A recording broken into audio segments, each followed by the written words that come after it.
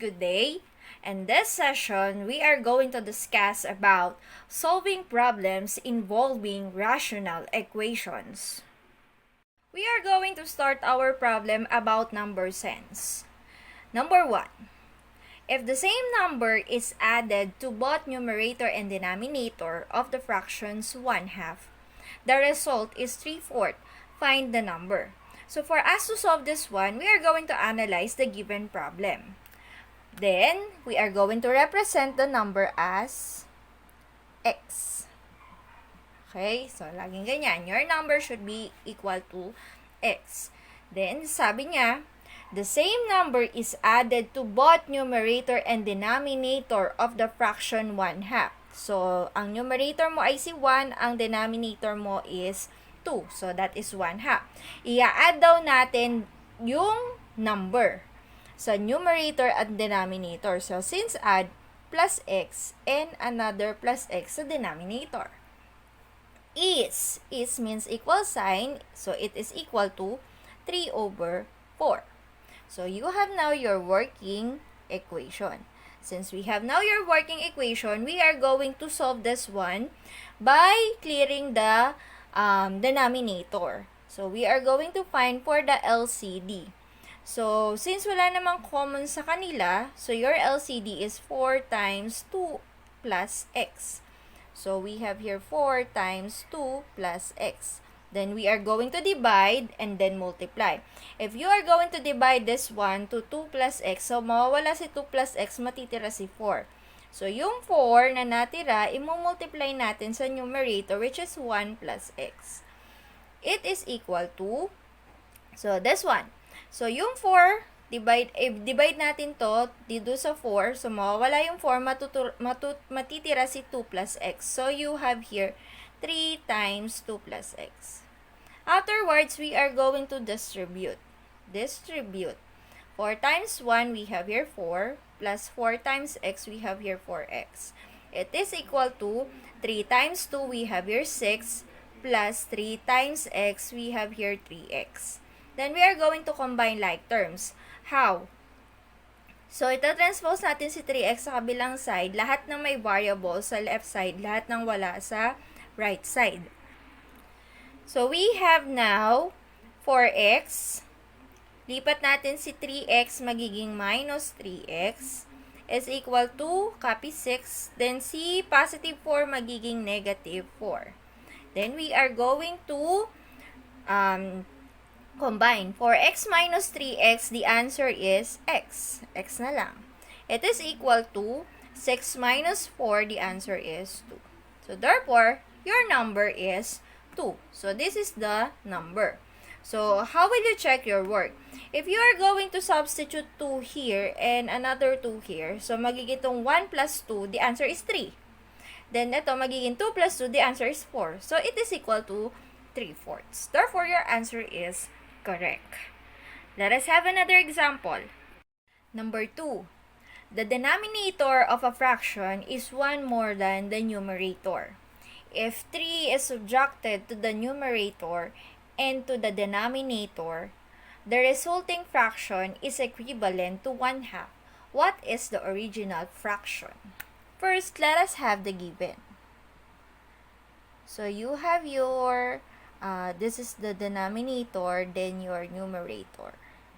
Sabi niya, the denominator is a fraction is 1 more than the numerator. Therefore, si denominator nakadepende kay numerator. Since nakadepende si denominator kay numerator, yung numerator mo ang magiging x. Kasi nakadepende siya kay numerator, ang inyong denominator. Sabi niya, the denominator of the fraction is 1 more than. So, mas mataas daw ng isa yung denominator mo kaysa kay numerator. Since 1 more than, so therefore, yung numerator mo, plus 1 lang. So, that would be your working representations for your numerator and denominator. Is it clear? Then, let us have the second statement. If 3 is subtracted to the numerator, so ito yung numerator mo So you have your x here as your numerator. Sabi niya, if 3 is subtracted to your numerator, so ibig sabihin, minus 3 yung numerator mo. Yan.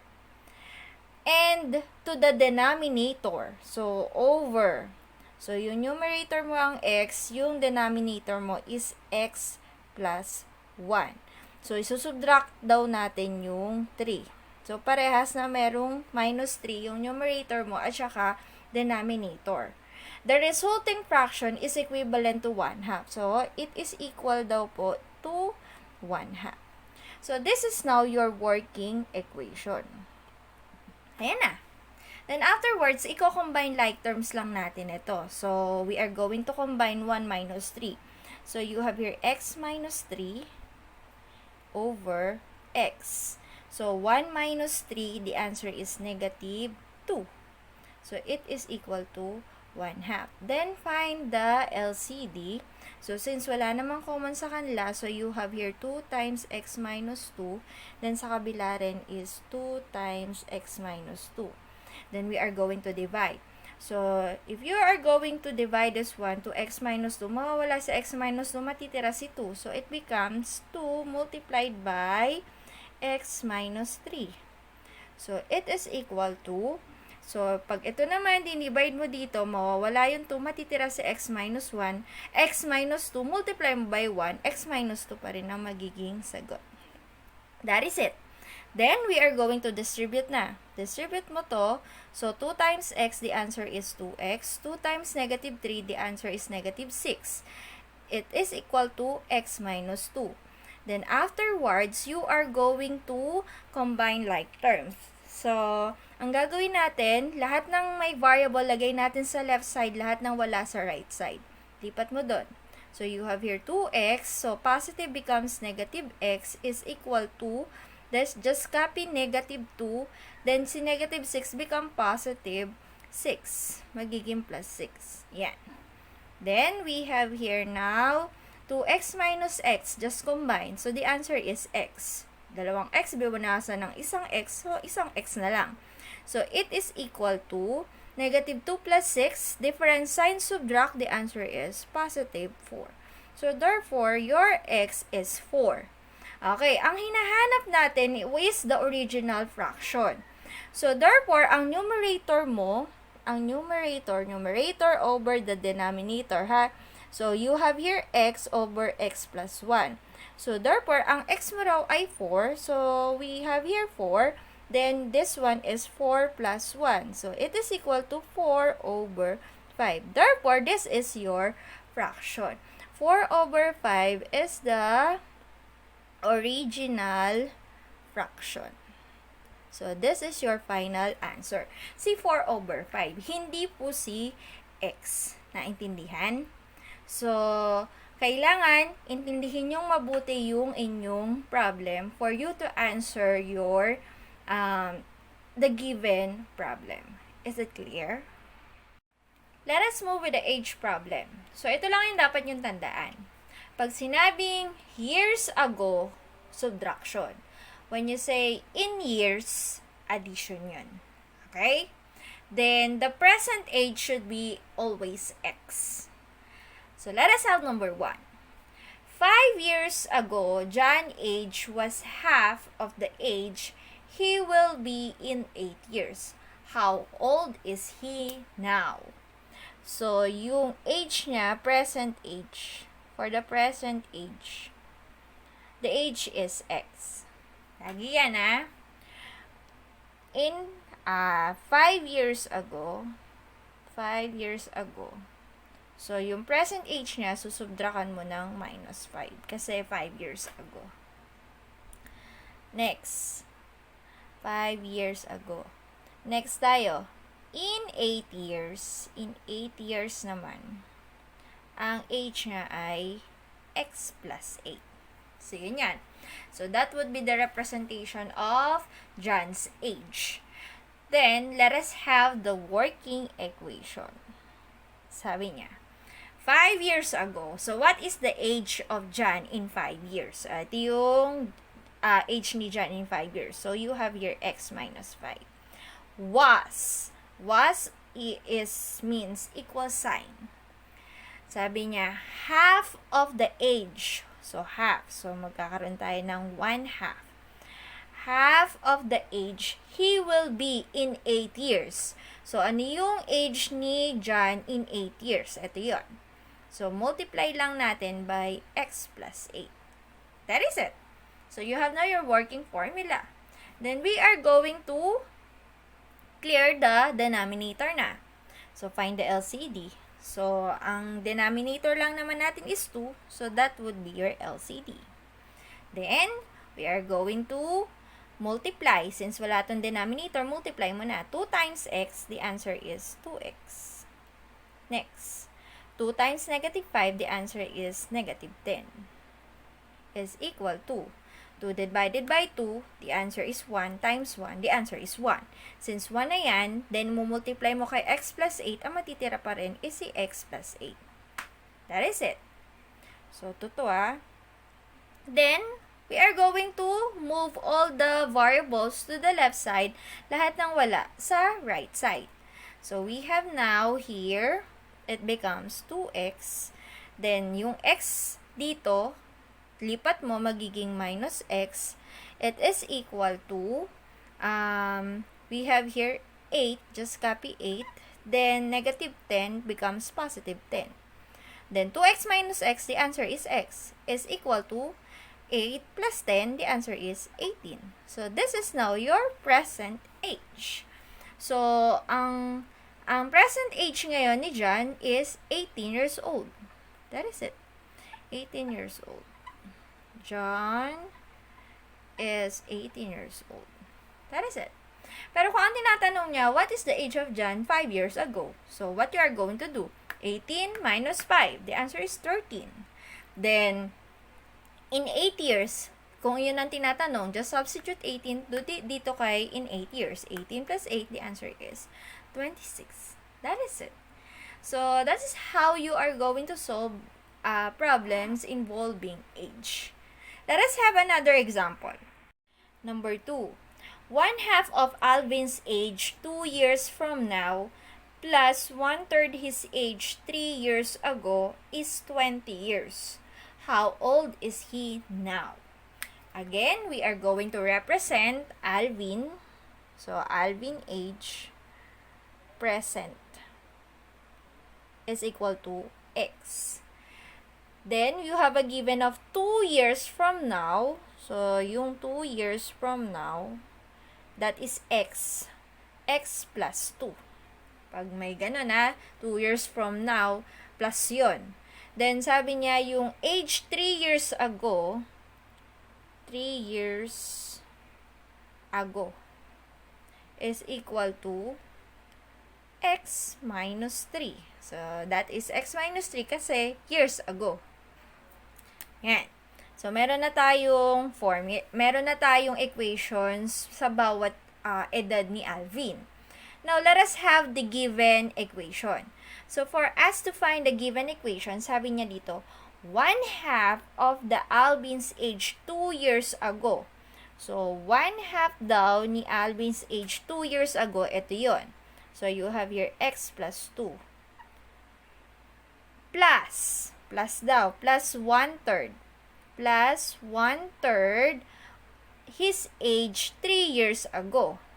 So, yung age niya 3 years ago is x minus 3. So, it is equal to, is 20 years. So, it is equal to 20. So, this is your working equation na. Then, find the LCD.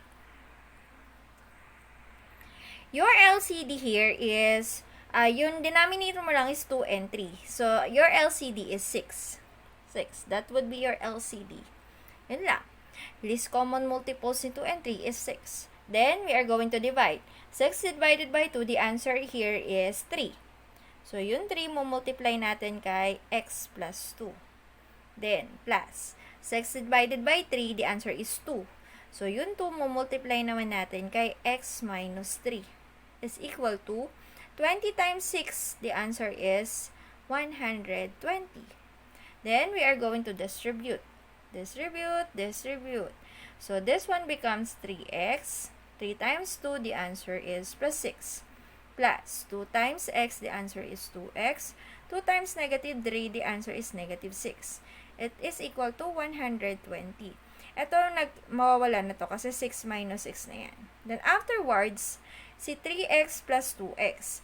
3x plus 2x, just combine. So, yung 3x plus 2x, 3x plus 2x is equal to 120. So, magigita yung 5x is equal to 120. Then, afterwards, divide mo lang both sides to 5 to 5.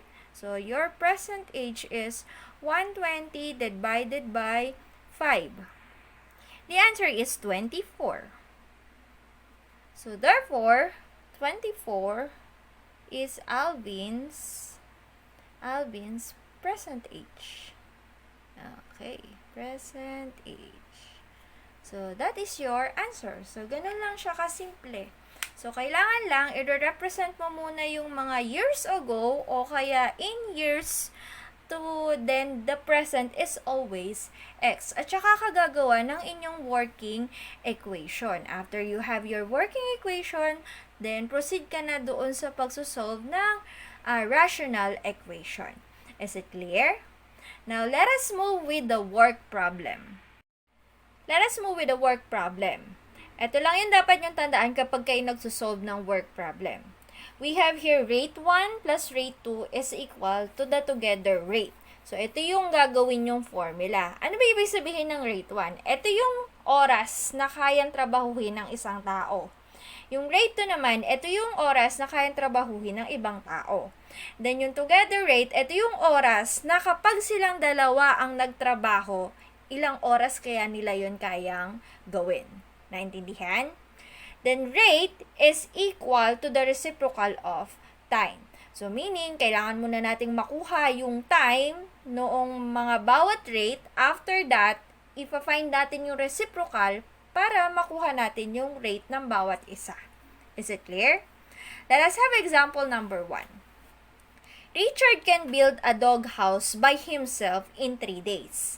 Alvin can build the same house in 6 days. How long will it take them if they work together? So, let us represent Richard work. Si Richard. So, si Richard can work a dog house within 3 days. Then, si Alvin, same dog house within 6 days. Alone to alone sila. So, ibig sabihin, mas mabilis gumawa si Richard kaysa kay Alvin. So, ang tanong, how long will it take them if they work together? So, together, we didn't know. Together. So, that is x. So, yun yung dapat natin alamin. So, since we have now your time, let us have the rate. So, for us to find the rate, reciprocal lang nito. Reciprocal ni 3, that is 1/3. Reciprocal ni 6, that is 1 over 6. And reciprocal ni x, that is 1 over x. Then, let us have your equation. So, sa equation natin, anong gagawin? Ito lang. So, yung kanina natin, we have rate 1 plus rate 2 equals to the together rate. So, add lang natin tong dalawang rate ni Richard at ni Alvin kasi together na sila. So, 1/3 plus 1 over 6 is equal to 1 over x. This is the rate for together. So, this is Richard plus Alvin equals together. That is it. Then, since you have now your working equation, we are going to find for the LCD na. So, si 3, 6, at saka si x, ang common kay 6 and 3 is 6. Then, we have here 6x. Ganun lang. So, you have here 6x. Then, you are going to divide. 6x divided by 3, the answer is 2x. 2x times 1, the answer is 2x. Plus, 6x divided by 6, the answer here is x na lang. X times 1, the answer is 1. X is equal to 6x divided by x, the answer is 6 times 1, the answer is 6. That is it. Then, just add 2x plus x. 2x plus x, the answer is 3x, is equal to 6. Then, so for x. So, divide both sides by 3, canceled out. So, your x is equals to 6 divided by 3. The answer is 2. So, that is the answer. Meaning, kapag silang dalawa ang nagtrabaho, they can work together within 2 days. They can finish the work within 2 days. Is it clear? So, ganun lang kasimple kapag ikaw ay mag-solve ng work problem. Let us have another example. Number 2. Elsa can complete the typing job in 6 hours. Alone to si Elsa, 6 hours. She was given a helper and together they finished the job in only 4 hours. How long it will take the helper had he worked alone? So we have here Elsa. Si Elsa can finish the typing job alone within 6 hours. So that is it. Then, if they are together, they can finish the typing job within 4 hours. Then, yung helper, ang tanong. Ang tinatanong dito, sabi niya, how long it will take the helper had if he worked alone? So, ilan kaya yung oras na ilang oras kaya yung kay helper kung siya yung magtatrabaho na lang mag-isa? So, that is X. Okay? Number 2. Elsa can complete a typing job in 6 hours. She was given a helper and together, they finished the job in only 4 hours.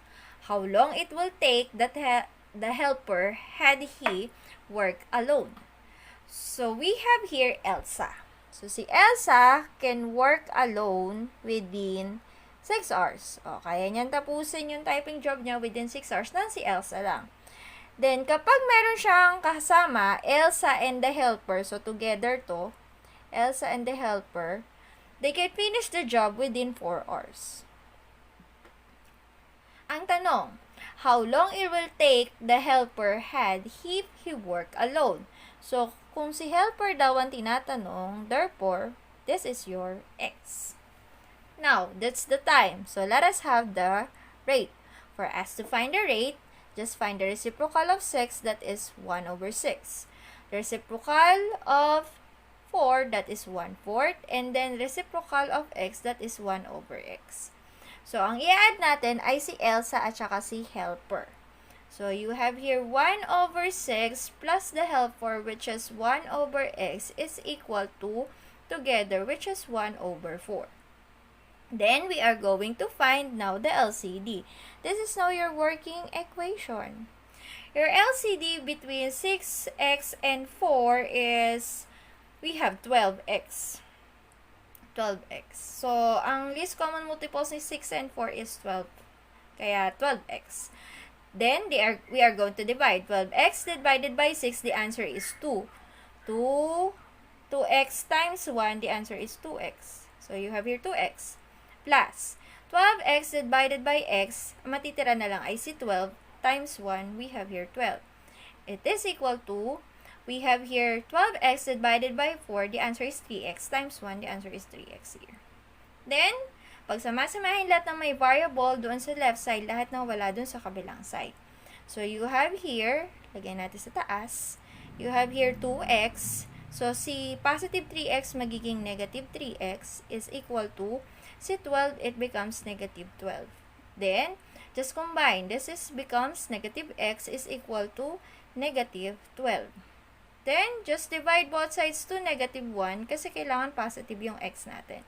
Cancelled out. So, you have your x is equals to 12. So, we have here 12 hours.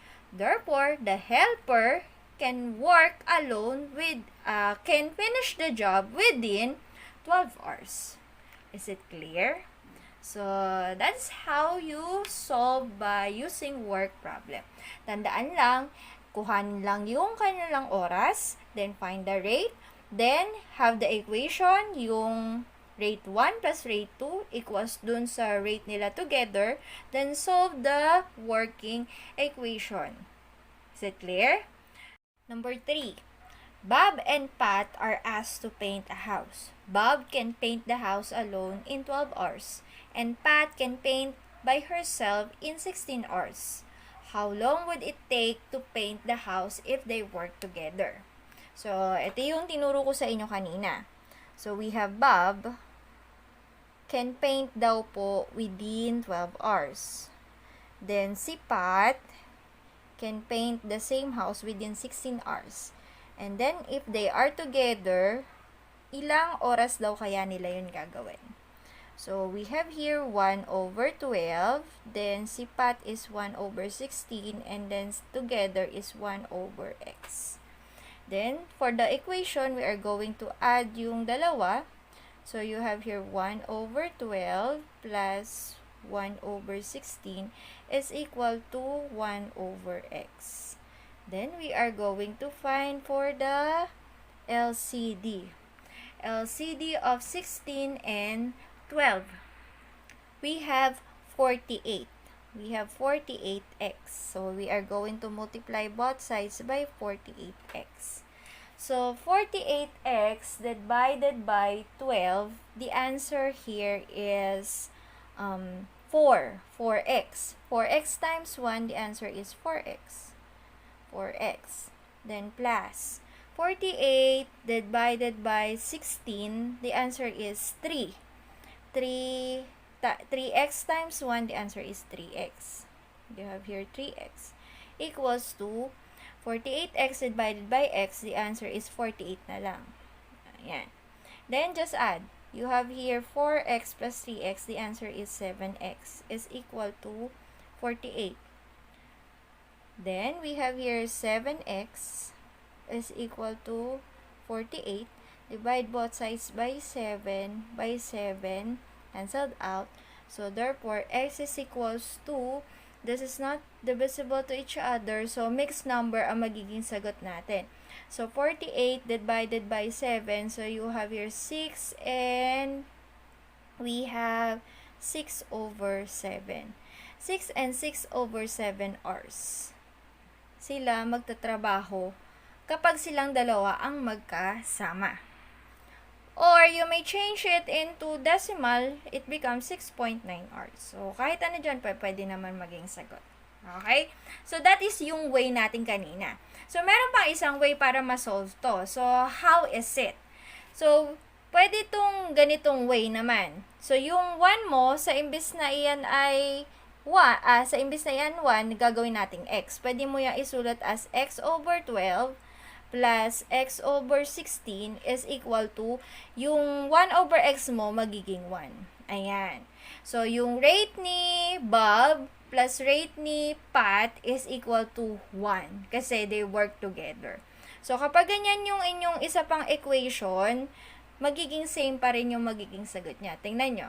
Ang kanyang LCD, we have here 48 pa din, 48.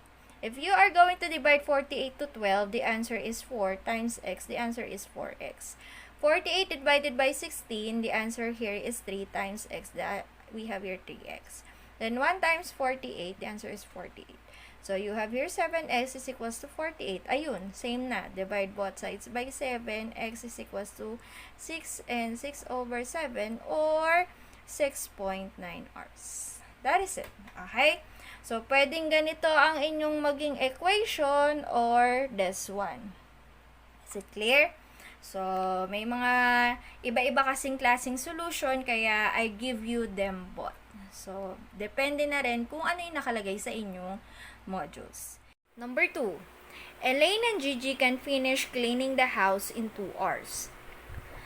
If it take Elaine working alone 3 hours longer than it takes Gigi, how many hours that Elaine and Gigi can finish cleaning if they work alone?